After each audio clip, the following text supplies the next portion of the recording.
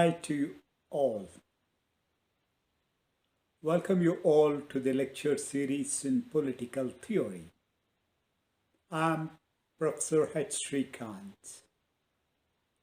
As part of my lectures on critical studies in political theory, today I'm introducing to you the ideas of Homi K Bhabha, a controversial post-colonial thinker.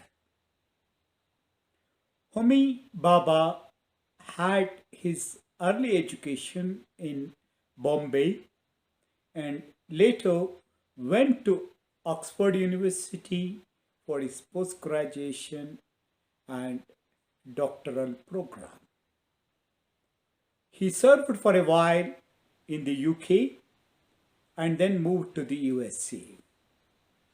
He is now professor in humanities in Harvard University. Bhabha is the author of several works, but he is remembered for his books, The Location of Culture and Nations and Narratives, which are considered as standard texts in post-colonial studies. Bhabha agrees with some aspects of the fellow post-colonial theories like Edward Said and Gayatri Spivak. But he moves beyond the conventional ideas on the colonizer and the colonized debate. While accepting the thesis that the West seeks to dominate the post-colonial people, he also brings to our attention the caveats in the colonization process. Bhabha contends that the colonial desire to maintain colonial supremacy or colonial purity is not always possible. It is not always correct to say that the colonizers will be at the helm of the colonial discourse and the colonized will always be at the mercy of the colonizers. Bhabha cites instances where the colonizers also had to compromise and learn from the native culture. All claims to inherent purity and originality of cultures are untenable in the modern context. For there are no pure and natural nations in the world today. To Bhabha, culture is fluid and is always in interaction with other cultures.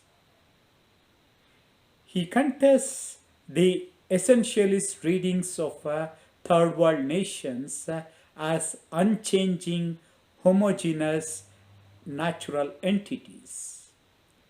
To him, nations are nothing but narrative constructions that arise from the hybrid interactions of contending cultural constituencies. He says that the colonization creates a space for interaction between the colonial and the native culture. The colonization, far from essentializing the cultures, create hybrid culture. By hybridity, he refers to the creation of new transcultural forms within the contact zone produced by colonization. Hybridity gives rise to something different, something new and unrecognizable, a new area of negotiation of meaning and representation, says Bhabha. Hybridization takes place at different levels: racial, linguistic, literary, cultural, and religious planes. He does not view hybrids, only the colonial subjects, as hybrids. Hybridity impacts on both the colonizers and the colonized. These hybrid cultural forms are something new, creative, and something that pushes the colonized against the colonizer. Far from weakening them, hybridity enables the strategic reversal of the process of colonial denial. As other denied knowledges enter upon the dominant discourse and challenge the basis of its authority. Colonization creates what Bhabha calls as third space for enunciation, wherein the culture of the colonizer and of the colonized collide and interact. By exploring this third space, we may escape the politics of polarity and emerge as the others of our own selves. He believes that every culture has spaces which leads us to other possibilities. To put it in other words, America leads to Africa, the nations of Europe and Asia meet in Australia, the margins of the nation displace the center, and the people of the periphery return to rewrite the history and fiction of the metropolis. Here Bhabha introduces the concept of ambivalence, by which he refers to the situation where an individual has a dual identity. The colonial subject may identify himself as a person belonging to one community or belonging to his own ethnic community, but at the same time does not hesitate to borrow certain aspects of other culture. Similarly, the colonizer may not always remain obsessed with his superiority, rather he accepts the cultural difference. To Bhabha, ambivalence helps to destabilize the colonial binaries and essentialist arguments. Ambivalence is positive and progressive as it enables us to be pragmatic in life. Bhabha interrogates Frantz Fanon's view of black skins and white masks. I discussed Frantz Fanon's ideas in a separate video lecture, and you can look for it. Fanon brought to light the colonial interest in creating the black subjects who start imitating the manners, behavior, and political disposition of the whites. While interrogating Fanon's ideas, Bhabha does not deny the fact that colonization creates the subjects who mimic the colonizers. He admits that the colonizer who believes in his own racial superiority never treats the black or brown man imitating him as his equal. But unlike Fanon, who only saw the negative side of mimicking, Bhabha brings to our attention the positive side of the act of mimicry. He says that mimicry need not always be demeaning or one-sided. It can also take the form of satire and making fun of those who are in power.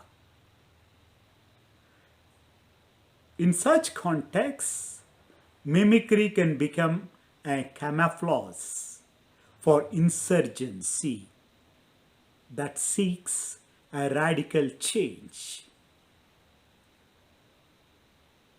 For example, writers like Salman Rushdie and Hanif Quraishi, they mastered the language of the colonizers, but produced a literature that the European audience cannot even imagine.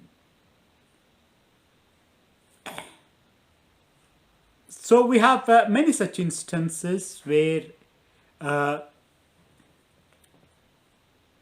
colonized people used what the colonizers have given to them to benefit their own interests. So the colonizer has no complete control of how the colonized use the structures imposed upon them. Many scholars appreciate Homi Bhabha for thinking beyond the colonial binaries and for bringing to light the hybrid character of modern cultures.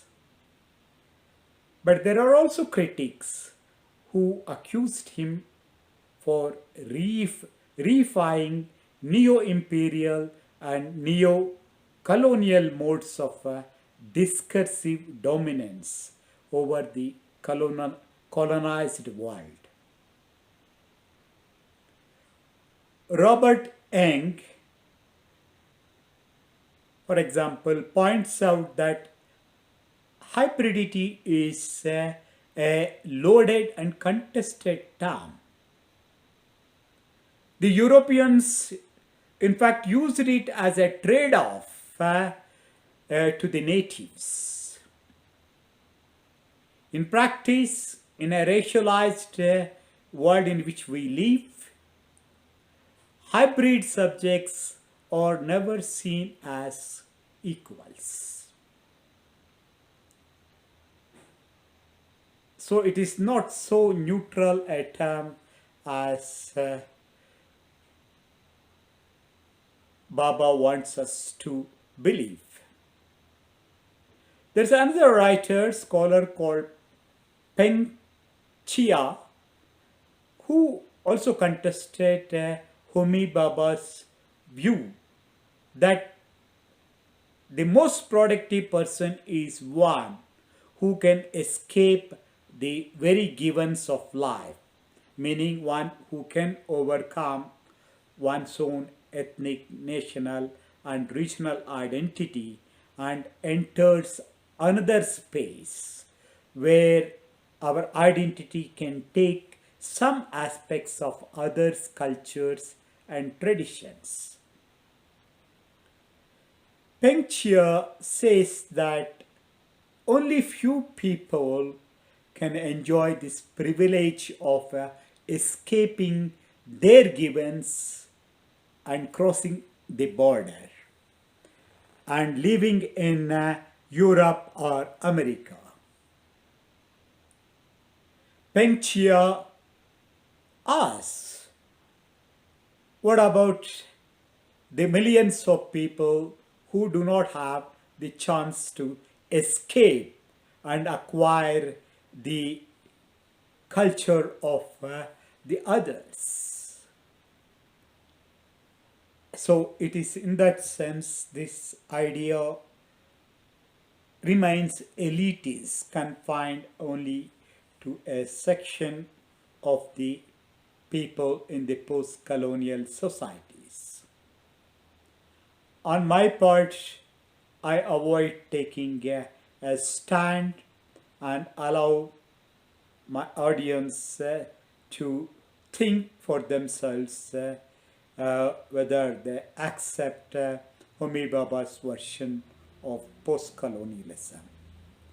Of course, I'm coming out with a new lecture on the critique of post-colonialism as given by many well-known critics. You will find it in my YouTube lectures very soon. I hope I could make sense of the ideas of Homi K Bhabha. If you think my lectures are useful, I request you to subscribe to this channel and also inform all like-minded students, scholars and activists who are interested in political theory to subscribe to my channel and listen to my lectures. I stop here for time being. I'll be back soon with a new lecture or a new topic. Thank you very much.